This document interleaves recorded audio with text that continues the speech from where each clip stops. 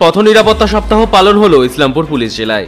এদিন ইসলামপুর শহরের মুক্তমঞ্চে একটি অনুষ্ঠানের আয়োজন করা হয়। এদিনের অনুষ্ঠানে উপস্থিত ছিলেন রাজ্যের মন্ত্রী গোলাম রাব্বানি, ইসলামপুর পুলিশ জেলার পুলিশ সুপার জবি থমাস, ইসলামপুরের মহকুমা শাসক প্রিয়া যাদব, অতিরিক্ত পুলিশ সুপার সহ অন্যান্য আধিকারিকেরা।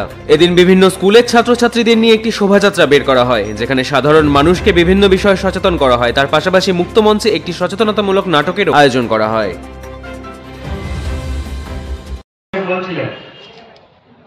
সব থেকে বেশি লোকের মৃত্যু হয় অ্যাক্সিডেন্ট, আর ও অ্যাক্সিডেন্ট ম্যাক্সিমাম কার সঙ্গে হয়?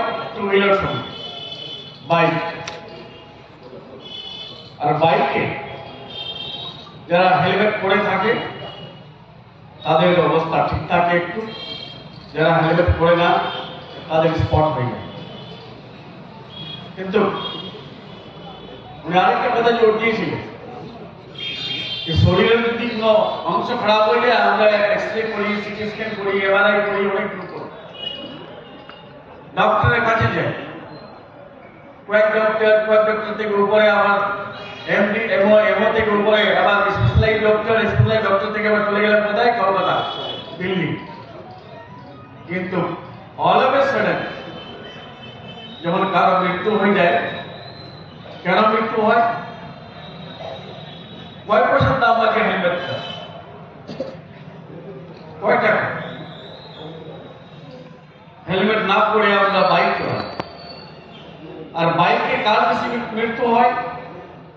যেগুলো নতুন বাইক শেখার সময় শিখে যাওয়ার পর, আর 14 to 24 years, 22 years, 23 years বয়সে, এই বয়সটা আমরা ক্রস করেছি। একবার আমার সঙ্গে আমি বেঁচে গেছিলাম, আমি ইসলামপুর একজন শিক্ষক, আমার একজন শিক্ষক বন্ধু বসে আছেন নিচে, বিপ্লব দা। তো আমরা একবার পিকনিকে যাচ্ছিলাম, নতুন বাইক ছিল, নতুন শিখেছিলাম। বাইকের স্পিড 40, 60, 70 যখন হয়ে গেল বাইকটা সামাল দিতে পারছি না। আর আমার পিছনে আরেকটা শিক্ষক ছিল, আমার মুখলিস সাহেব। নতুন নতুন বাইক শিখেছিলাম, তখন অ্যাক্সিডেন্টের এক্সপিরিয়েন্স ছিল না, যার জন্য ওই এক্সপিরিয়েন্সটা আমার অত কাজে লেগেছিল। এদিক দিয়ে বাস, ওই দিক দিয়ে ট্রাক, মাঝখানে আমরা একদম এলাবেলা হয়ে দুজনে স্পট হয়ে গেছে। বাইকটা কন্ট্রোল করলাম, কন্ট্রোল করে তারপরে আমরা যাওয়া স্টার্ট করলাম। আমার বক্তব্য, আমাদের বাচ্চারা আছে, মেয়েরা আছে, আর আমাদের স্টুডেন্টসরা, ইসলামপুরবাসীরা, আপনারা সবাই জানেন গভর্নমেন্টের একটা প্রোগ্রাম রয়েছে সেফ ড্রাইভ সেফ লাইফ। এটা আমরা লাস্ট 8 বছর ধরে চলছে। আমাদের মাননীয় মুখ্যমন্ত্রী ম্যাডামের নির্দেশে 2016-এ এটা আমরা স্টার্ট করেছি, আমাদের গভর্নমেন্ট স্টার্ট করেছে। লাস্ট 8 ইয়ার্স আমাদের অনেক অ্যাচিভমেন্ট হয়েছে। অ্যাক্সিডেন্ট দিকে হয়, ইনফ্রাস্ট্রাকচার দিকে, সব দিকে we have achieved a lot. কিন্তু স্টিল আমাদেরকে অনেকটা অ্যাচিভ করতে হয়।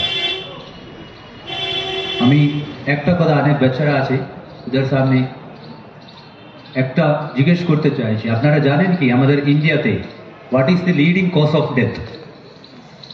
সব থেকে বেশি লোক কোন কারণে মারা যাচ্ছে as per the present data? ঠিক আছে, second leading cause of death, second leading cause of death ওটা তো রোড ট্রাফিক অ্যাক্সিডেন্টই আছে। আমরা ভাবছেন ক্যান্সারের লোক বেশি মারা যাচ্ছে, আমরা ভাবছেন অন্যান্য রোগের লোক বেশি মারা যাচ্ছে।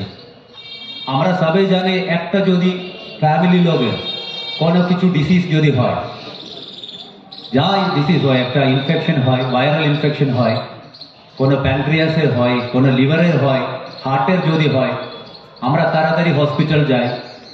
এত আমরা সিরিয়াস হয়ে যাচ্ছে, না এটা তো আমাকে বাঁচাতে হয়। কিন্তু আমাদের কত লোক রাস্তাতে মারা যাচ্ছে ডেইলি।